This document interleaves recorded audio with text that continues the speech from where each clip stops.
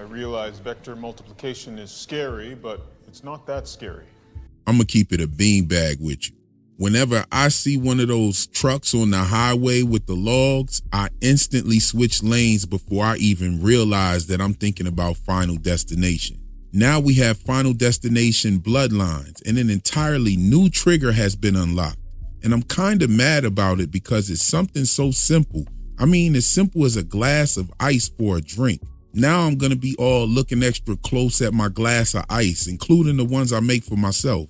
And when this scene happens in the movie, I'm in the theater looking at my drink, checking my ice. Shit, you never know. Anyway, this evening, we're gonna cover the hidden meanings behind this movie and some of its symbolism, and uncover what the franchise has been trying to tell us from the very beginning. But before we do that, I'd like to thank all of you for watching, and if you're new to Real Enigmas and Theories, welcome. This video will contain spoilers for the movie Final Destination Bloodlines. Just in case you rather bounce now, go see the movie and meet us back here. But if you don't mind the spoilers, then you're in the right place. So without further ado, let's cook. So I'm gonna just let you know right up front. All of the victims that we've witnessed throughout the entire franchise, including the books, are connected through several events in history. Everyone who dies in the movie franchise is a descendant of someone who Iris Campbell saved in 1968. Once the original survivors, the elders, died, it triggered the domino effect where death began reclaiming their bloodlines. And I'm gonna prove it by the end of this video, so stay tuned. Okay, so the movie starts off with a shot of the railroad tracks. As we see a red car ride over the railroad tracks, a blindfolded woman in the passenger seat says, "What was that?" And we'll talk about those tracks in the blindfold later.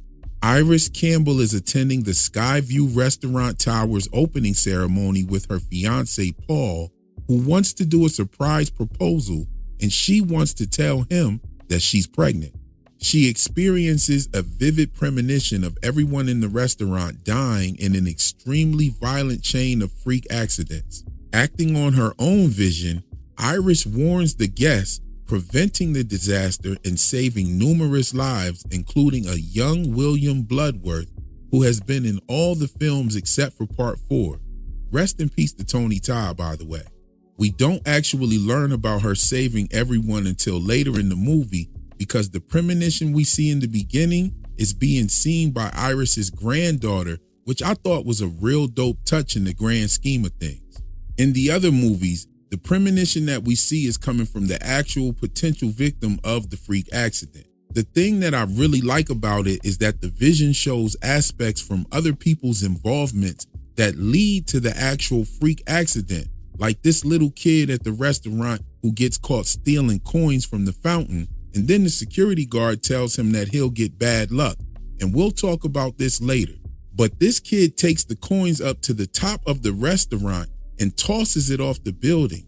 But the English this kid must have put on that coin, coupled with the high draft from this phallic symbol, makes the coin go right into an air vent and get stuck in the fan blade that leads to the disaster. I don't know why, but fan blades are very big in this franchise, all the way from the first movie to this one. Anyway, we don't get to see Iris save the people like in the other movies because the granddaughter Stephanie is the one who's seeing the vision. She's seeing the vision while she's falling asleep in her college math class. She wakes up screaming, and her teacher says to her that he knows that vector multiplication is scary, but not that scary. I realize vector multiplication is scary, but it's not that scary. And that phrase is a major clue, and we'll talk about that later too. Stephanie knows the woman in the vision is named Iris, who is the name of her maternal grandmother, who she's never met, and also the mother of her uncle. Stephanie goes home to her father and brother to find out more about her grandmother and why she's having these reoccurring nightmares about the Skyview. Now here's a little backstory. Darlene, who is Stephanie's mother and Charlie's mother, doesn't live with them, and she left her family due to the impact of Iris's paranoia. Iris became consumed by fear after the people from that day started to die one by one in the order of her vision.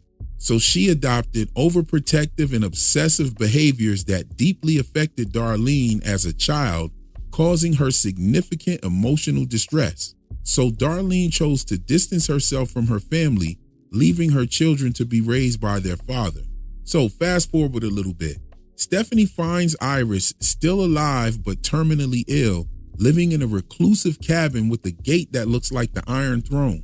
Hey yo, let's keep it a beanbag. If you're trying to stay clear from freak accidents, you're not building a fortress that looks like you sell fuel in Mad Max. I'm gonna go out on a limb here and say that this place doesn't smell like the average grandmother's house. I mean, my grandma's spot smelled like Murphy oil soap with sweet potato pies and a hint of sulfur 8 grease. This grandma cribs look like it smells like potted meat with a hint of motor oil.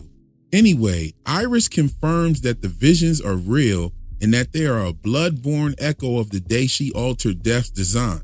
She shows Stephanie a handwritten book filled with observations and patterns of how Death works and a record of Death's manifesto. Stephanie's not really happy with the answers and decides to leave, forcing Iris to go outside and die in front of Stephanie, trying to make sure that Stephanie leaves with the book.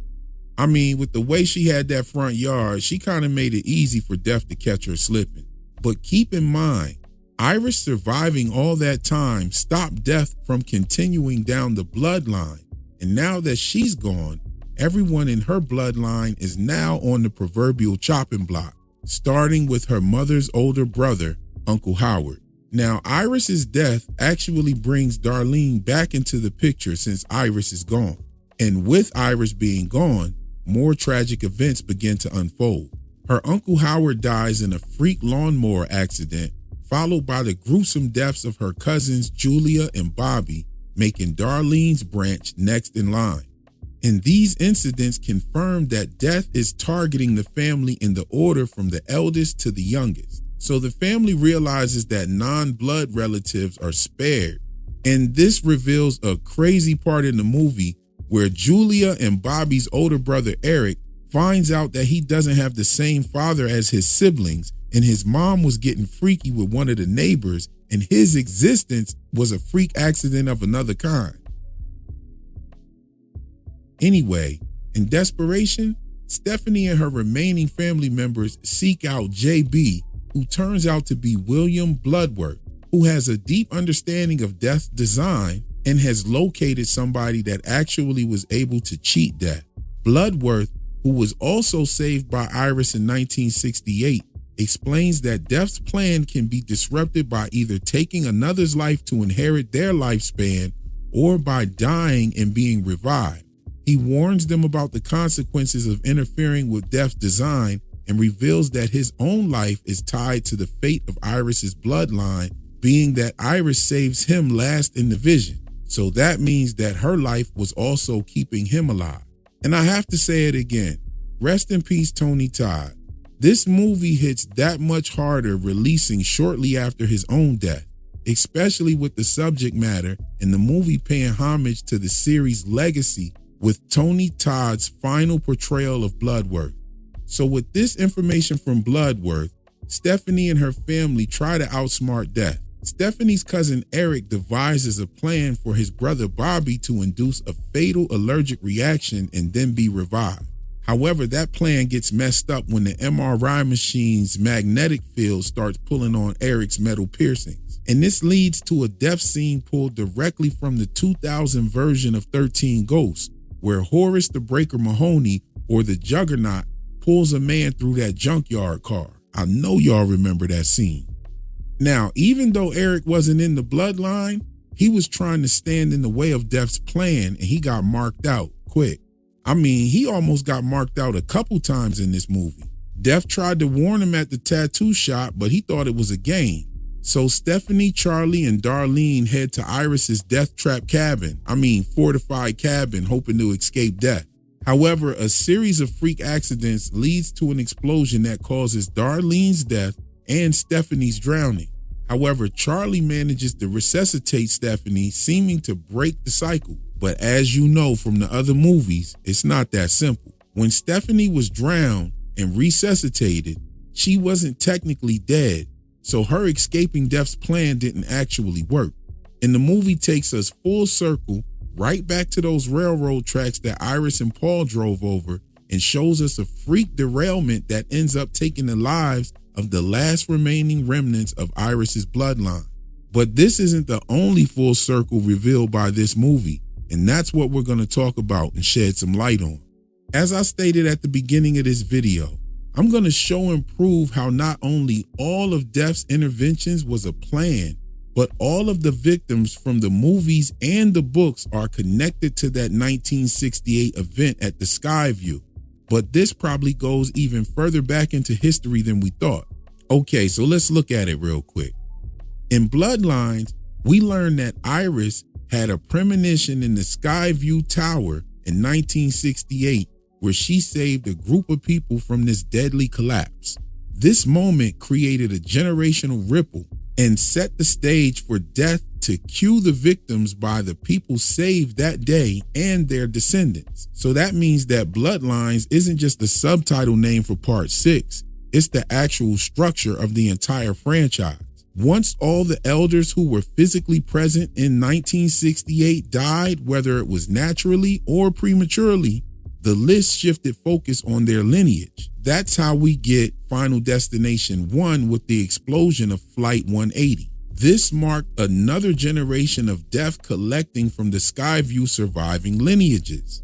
And each movie after that becomes a continuation of an ancestral hit list. Think about it. That's why we see teens and college kids and young adults repeatedly in each one of these movies. And the biggest proof of this comes in Final Destination 5 when it's revealed that Sam and Molly got on the Flight 180, which is the plane from the first movie. That twist reconnected the entire franchise onto a full circle timeline, suggesting that all of the characters are a part of a long, interconnected scheme, and Final Destination Bloodlines reveals the fact that it was intertwined with the elders from the Skyview incident. So it's not your average prequel that just feeds into the first film. It reinforces the idea that Death is working through a preset ancestral sequence, picking off the people generation by generation. Bloodline shows us before and after the first 5 movies. Let's talk about William Bloodworth, the only reoccurring character in the entire franchise. I mean, we did get the first movie. The girl from the first movie came into the second movie, but then she got killed in that one.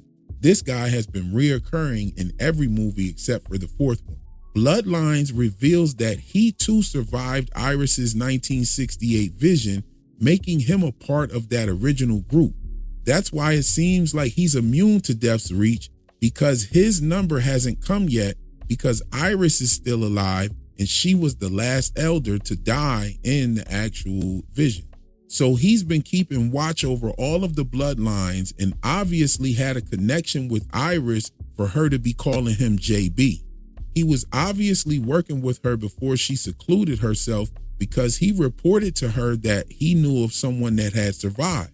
And that was probably the girl that we saw in the first movie who made it to the second movie. The convergence of the descendants in the same places, the same times or events are the result of ancestral vectors bending towards a destined alignment that Death has been tracking like clockwork, and it was never random. This brings me to what the teacher said to Stephanie when she woke up screaming. The teacher tells Stephanie, "I know that vector multiplication is scary, but not that scary."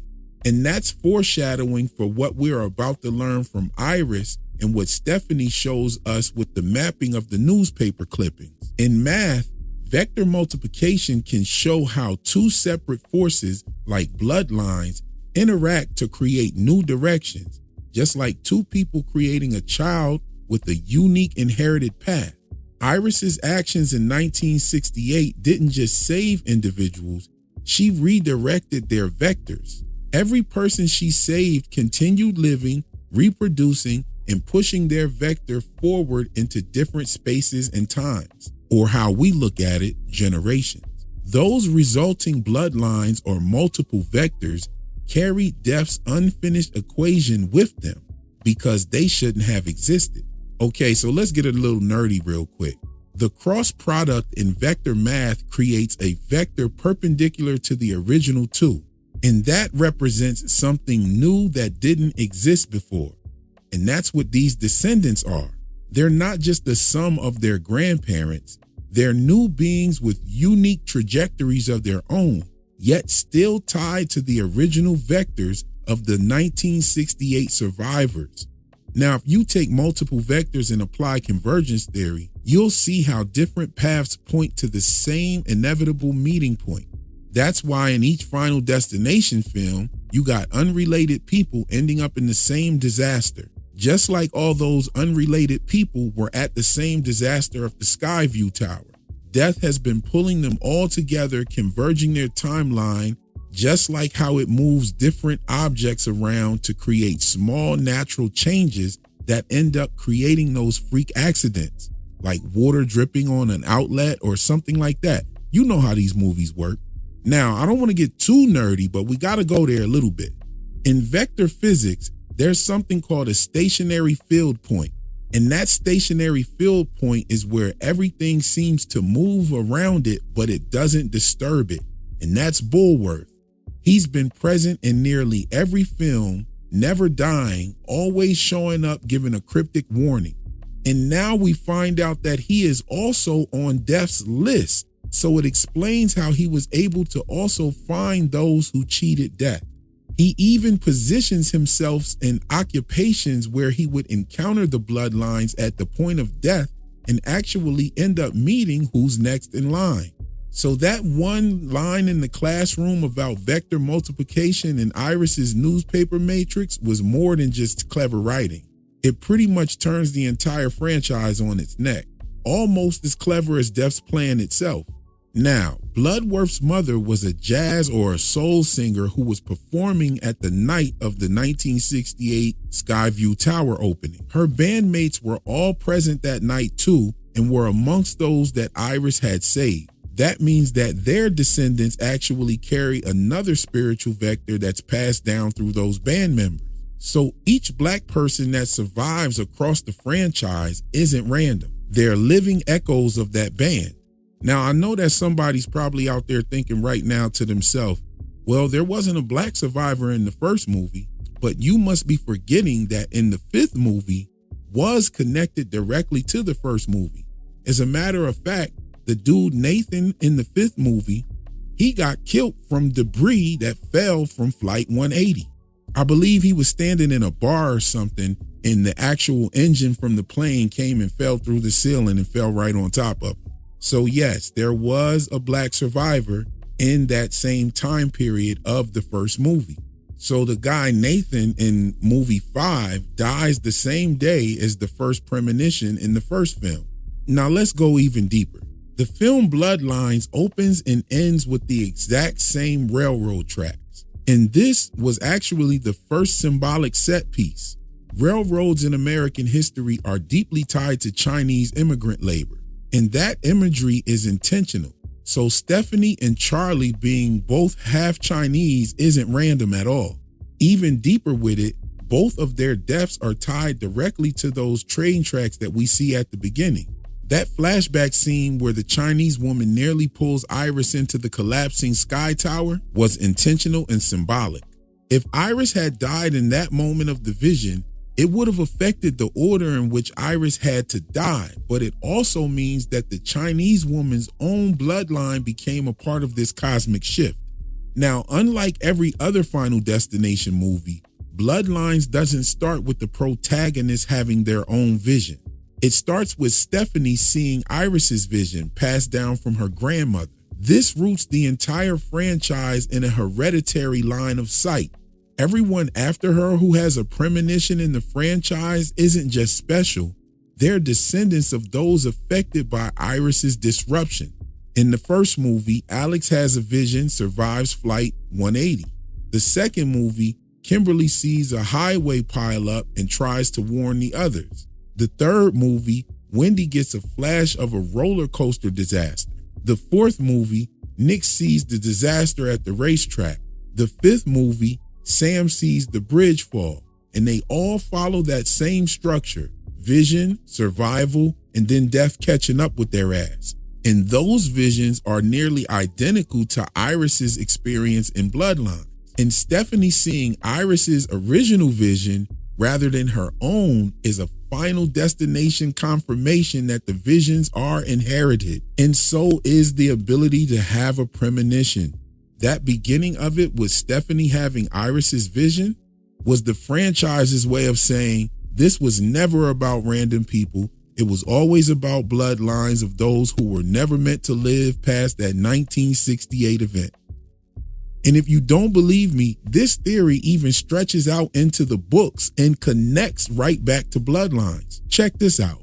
In the Final Destination novel, Destination Zero, Patricia Fuller is a magazine employee who survives a train bombing in Los Angeles 2004. Her intervention prevents several individuals from boarding the train and saves them from the explosion. However, the survivors find themselves targeted by death, just like in the films. As the story unfolds, she discovers that her family had been previously targeted by death. And then it goes into a historical subplot set in the Victorian England time. And it focuses on her great-great-grandmother, Juliet Collins. Juliet survived a house fire and ended up being resuscitated. And that marks an early instance of someone cheating death. Now check this out, because Patricia Fuller from the book is actually tied to the Bloodlines movie. In Bloodlines, when Paul and Iris are trying to get into the restaurant, they're asked to step to the side because their reservation didn't check out. And the couple behind them were Mr. and Mrs. Fuller, who are probably the ancestors of Patricia Fuller from the book.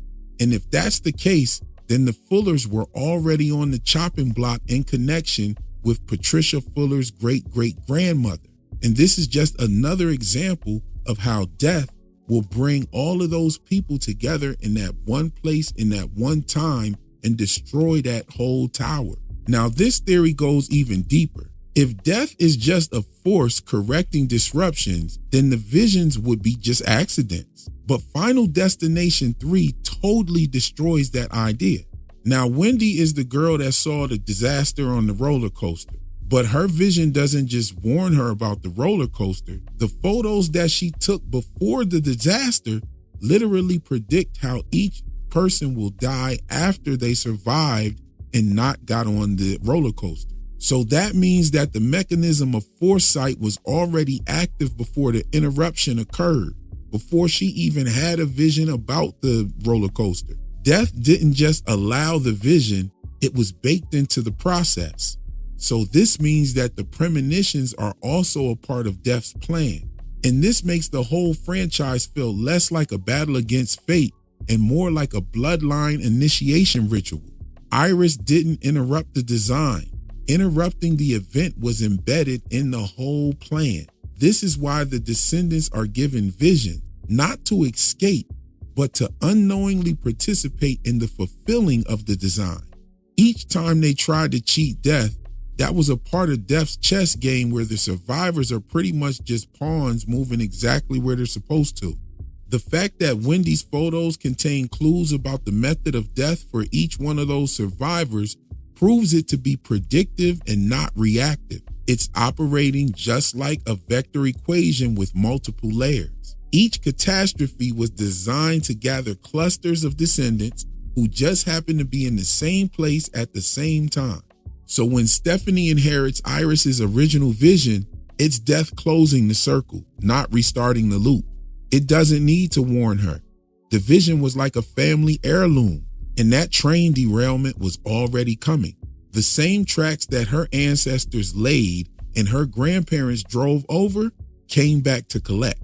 Death couldn't just snatch up the lives randomly, because how would it create another instance where it would get all of the same people together in the same place at the same time again? So that's why it created a method to eliminate every descendant. It had to let the survivors live long enough to reproduce. Even Iris and Paul went on to have 2 babies, because Howard was the child that Iris was pregnant with at the Skyview. Here's a little bit of symbolism to think about. The opening of Bloodlines shows Iris blindfolded before her vision, which is done in Masonic rituals. The blindfolded is called a hoodwink, and it symbolizes the initiate's ignorance before being brought into the light. Then Her finger getting pricked when she's putting a rose on Paul's suit jacket, it echoes a blood oath, where a drop of blood is used to seal a bind or create a pact or contract. The same thing happens in Final Destination 5 when Sam is pricked in the thumb.